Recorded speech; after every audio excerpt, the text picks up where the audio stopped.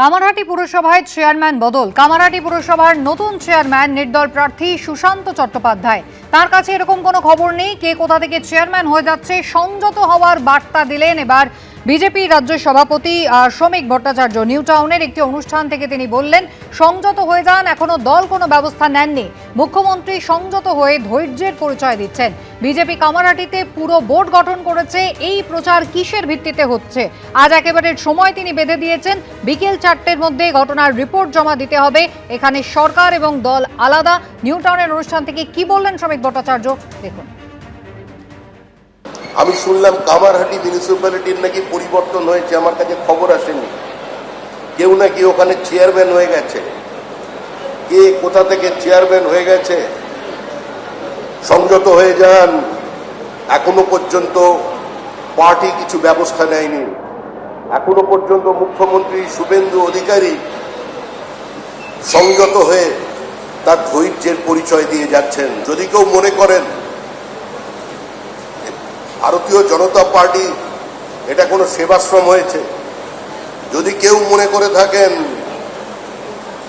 যে বিজেপি একটা হরিনামের সভা, যে কেউ আসবেন, যে কেউ নিজেকে কাউন্সিলর বানিয়ে ফেলবেন কলকাতা কর্পোরেশনের, বড়নগর কামারহাটি বিধাননগর কর্পোরেশনের, পার্টি চুপ করে মেনে নেবে, এটা হতে দেওয়া যাবে না। যারা কামারহাটি থেকে এসেছেন, জেলার কেউ থাকলে দেখবেন, জানাবেন আজকে বিকেল 4টের মধ্যে অমিতাভ চক্রবর্তীর কাছে কিসের ভিত্তিতে আজকে এই প্রচার হচ্ছে কামারহাটিতে যে বিজেপি ওখানে মিউনিসিপ্যালিটির বোর্ড গঠন করেছে। কার ভিত্তিতে বিকাল 4টের মধ্যে অমিতাভ চক্রবর্তীর কাছে রিপোর্ট জমা দেবেন? মিউনিসিপ্যালিটি কর্পোরেশনে যখন অচল অবস্থা তৈরি হয়েছে, সেই অচল অবস্থা দেখবার দায়িত্ব পশ্চিমবঙ্গ রাজ্য সরকারের, ভারতীয় জনতা পার্টির নয়। এখানে সরকার এবং দল আলাদা। এটা বিজেপি সরকার নয়, পশ্চিমবঙ্গ রাজ্য সরকার। কাদের হাতে থাকবে তৃণমূলের রাশ, জোড়া ফুলের প্রতীক? আজ দিল্লিতে জাতীয় নির্বাচন কমিশনে নিজেদের বক্তব্য তুলে ধরতে যাচ্ছে কালীঘাট তৃণমূল এবং ঋতব্রত তৃণমূল। আজ বিকেল 5টায় শেষ হচ্ছে কমিশনের দেওয়া সময়সীমা। আর তার আগে এ নিয়ে দুপক্ষে চাপানুতোর চরমে উঠেছে। যদি সিম্বল দিয়েও দেয় তাতে কি যায় আসে? এই যে বারবার মুখ পুড়ছে, এটা ভালো নয়। ভোটে ভরাডুবির পরেই ভেঙে খান খান হয়ে গেছে তৃণমূল। এদিকে বিধানসভায় পাল্লা ভারী ঋতব্রত তৃণমূলের, অন্যদিকে লোকসভাতেও চুরমার তৃণমূল। দলের রাশ কার্যত মমতা বন্দ্যোপাধ্যায়ের হাতছাড়া হয়েছে। একে একে তার পাশ থেকে সরে যাচ্ছেন একদা ছায়া সঙ্গীরা, যার নবতম সংযোজন বিগত তৃণমূল সরকারের মন্ত্রিসভার গুরুত্বপূর্ণ সদস্য ও দীর্ঘদিনের সঙ্গী চন্দ্রিমা ভট্টাচার্য। ফলে সব থেকে বড় প্রশ্ন হয়ে দাঁড়াচ্ছে, এবার কি তৃণমূল দলটাই হাতছাড়া হয়ে যেতে পারে মমতা বন্দ্যোপাধ্যায়ের? ঘাসফুল প্রতীকও কি তার হাত থেকে চলে যেতে পারে? নির্বাচন কমিশনের কাছে কমপ্লেন করিয়ে আপনি সিম্বল কেড়ে নিতে পারেন, যদিও আমরা জানি সিম্বল আপনার পক্ষে যাবে না। কিন্তু ধরে নিলাম যদি ভ্যানিশ কুমার বাবু আমাদের পার্টিকে ফিনিশ করার জন্য ইলেকশনটাও করেছেন, যদি সিম্বল দিয়েও দেয় তাতে কি যায় আসে?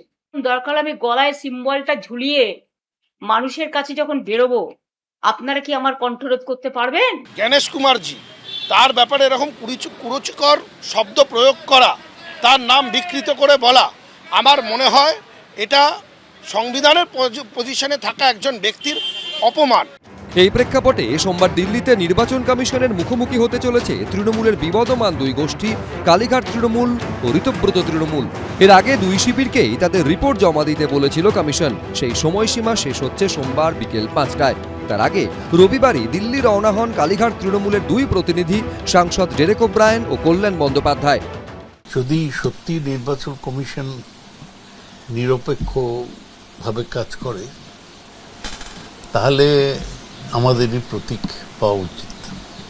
98 সালে যখন পার্টি তৈরি হয়, মমতা ব্যানার্জি এবং অজিত পাঁজা এরা দুজন সই করেছে। যারা বিক্ষুব্ধ গোষ্ঠী তারা হয়তো এতে ছিলেনই না, তৃণমূলের ছিলেন না, সুতরাং এরা কি করে দাবি করতে পারে? প্রশ্ন হচ্ছে, তৃণমূল কংগ্রেস বলতে মানুষ মমতা ব্যানার্জিকেই বোঝে। ইতিমধ্যেই 2রা জুলাই দিল্লিতে মুখ্য নির্বাচন কমিশনার জ্ঞানেশ কুমারের নেতৃত্বাধীন জাতীয় নির্বাচন কমিশনের ফুল বেঞ্চের সঙ্গে দেখা করে সংখ্যাগরিষ্ঠতার দাবি জানিয়ে এসেছেন ঋতব্রত বন্দ্যোপাধ্যায়রা। তাদের শিবিরের দাবি, সোমবার নির্দিষ্ট সময়ের মধ্যে তাদের বক্তব্য কোনো ব্যক্তি বা ইমেল করে নির্বাচন কমিশনকে জানিয়ে দেওয়া হবে। কালীঘাট কেন, ক্যালিফোর্নিয়া বলতে পারে তারা আসল তৃণমূল। এটা কালীঘাটও ঠিক করবে না, ক্যালিফোর্নিয়াও ঠিক করবে না, নির্বাচন কমিশন ঠিক করবে না। এটা ম্যান্ডেটরি প্রসেস, এটাই নিয়ম যে আপনাকে কোনো একটা সেশন হলে, কনফারেন্স হলে ইলেকশন কমিশনকে জানাতে হবে। এখন আপনি সেটা সোশ্যাল মিডিয়ায় জানালে হয় না। এই প্রতীক নিয়ে এটা লড়াই নয়, এই লড়াইটা হচ্ছে 11টা অ্যাকাউন্টে যে 1000 কোটি টাকা আছে, যেটা মানুষের টাকা, কাটমানির টাকা, মানুষের থেকে ছিনিয়ে নেওয়া টাকা, সেই টাকাটার উপর দখলদারির লড়াই। এই লড়াইয়ে কে সিম্বল পাবে কে সিম্বল পাবে না এ নিয়ে বিজেপির কোনো উৎসাহ নেই। তবে দেখবেন ভবিষ্যতে ইভিএম বক্সে ওই জোড়াফুল সিম্বলটাই আর খুঁজে পাওয়া যাবে না। আসল তৃণমূল কারা? কালীঘাট তৃণমূল না ঋতব্রত তৃণমূল? বল এখন নির্বাচন কমিশনের কোর্টে। বিজেন্দ্র সিংহ, কৃষ্ণেন্দু অধিকারী, এবিপি আনন্দ। 21শে জুলাইয়ে শহীদদের ন্যায় বিচারের প্রতিশ্রুতি দিয়ে ক্ষমতায় এলেও বিচার দিতে ব্যর্থ হয়েছে পূর্বতন সরকার। এমনই অভিযোগে মুখ্যমন্ত্রী শুভেন্দু অধিকারীকে চিঠি দিলেন বারাসাতের সাংসদ এবং মমতা বন্দ্যোপাধ্যায়ের দীর্ঘদিনের সঙ্গী কাকলি ঘোষ দস্তিদার। মামলাটি ফের শুরু করার আবেদন করেছেন তিনি। আর অন্যদিকে তৃণমূলের সমস্ত পদ থেকে ইস্তফা দিয়ে বাজেট নিয়ে চাঞ্চল্যকর অভিযোগ তুলেছিলেন রাজ্যের প্রাক্তন মন্ত্রী চন্দ্রিমা ভট্টাচার্য। 21শে জুলাই হবে শহীদ স্মরণে, রিকশায় দাঁড়িয়ে প্রোগ্রাম হলেও প্রোগ্রাম আমাদের হবে। 21শে জুলাই তৃণমূলের শহীদ দিবস। 1998 সালে প্রতিষ্ঠার পর থেকেই তৃণমূলের সবচেয়ে বড় রাজনৈতিক কর্মসূচি। ফি বছর এই 21শে জুলাইয়ের কর্মসূচি থেকেই কর্মী সমর্থকদের আগামীর দিশা দেখান নেত্রী।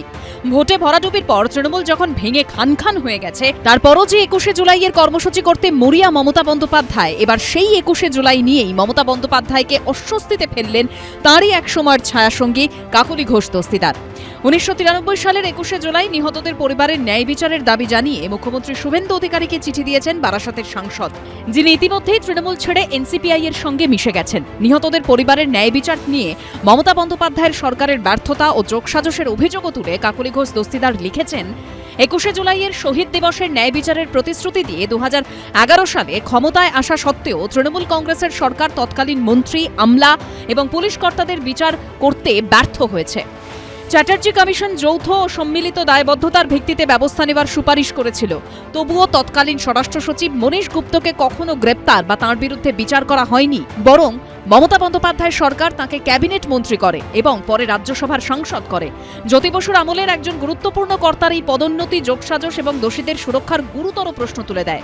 মুখ্যমন্ত্রীকে লেখা চিঠিতে কাকলি ঘোষ দস্তিদার আর্জি জানিয়েছেন, মামলাটি পুনরায় চালু করার নির্দেশ দিন। জ্যোতি বসুর আমল থেকে চিহ্নিত সকল অভিযুক্ত ব্যক্তিদের বিরুদ্ধে যথাযথ অভিযোগ দায়ের করুন।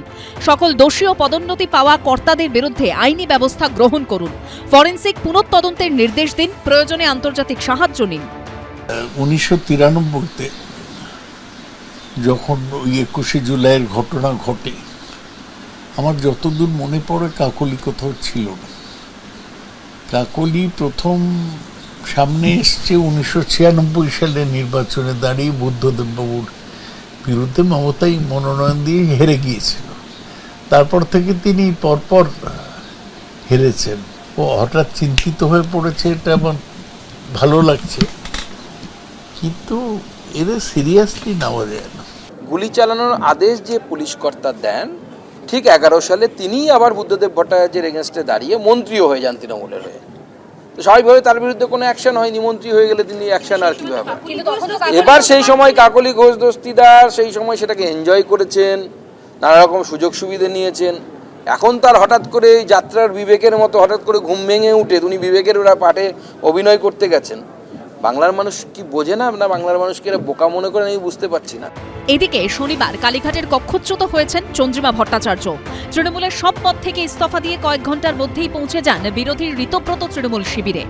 শুধু তাই নয়, মমতা বন্দ্যোপাধ্যায় সরকারের আমলে বাজেট পেশ করা নিয়েও চাঞ্চল্যকর অভিযোগ করেছেন চন্দ্রিমা ভট্টাচার্য। আমার নিশ্চয়ই লোকে দেখেছে যে আমার অনেক ক্ষমতা আছে, আমার অনেকগুলো দপ্তর, কিন্তু সেই দপ্তরে আমার নিজস্ব মতামত নিয়ে আমার দপ্তর কতটা চালাবার ক্ষমতা ছিল সেটা নিশ্চয়ই আমাদের শ্রদ্ধা মমতা ব্যানার্জি তিনি নিজেও জানেন। আমি জানি বাজেটের কথা খানিকক্ষণ আগে, জনতা যখন জানে তার খানিকক্ষণ আগে আমি জানি।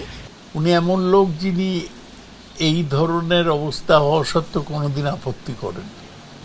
এই প্রথম তো এটা আমরা জানতে পারলাম যে উনি বাজেট না জেনেই শুধু পড়তেন মাত্র। তা আগে বলেননি কেন? ওর ব্যক্তিগত বিশ্বাসযোগ্যতা প্রশ্নের মধ্যে আসছে। একদা যাদের নিয়েই দল গড়েছিলেন, সাংসদ বিধায়ক থেকে মন্ত্রী একাধিক দায়িত্ব দিয়েছিলেন, ভোটে হারার পর তারাই এখন মমতা বন্দ্যোপাধ্যায়ের থেকে দূরে সরে যাচ্ছেন। শুধু তাই নয়, একের পর এক সিদ্ধান্তে, একের পর এক মন্তব্যে অস্বস্তিও বাড়িয়ে তুলছেন। অনির্বাণ বিশ্বাস ও ঐশী মুখোপাধ্যায়ের রিপোর্ট, এবিপি আনন্দ। এবিপি আনন্দ, এগিয়ে থাকে, এগিয়ে রাখে।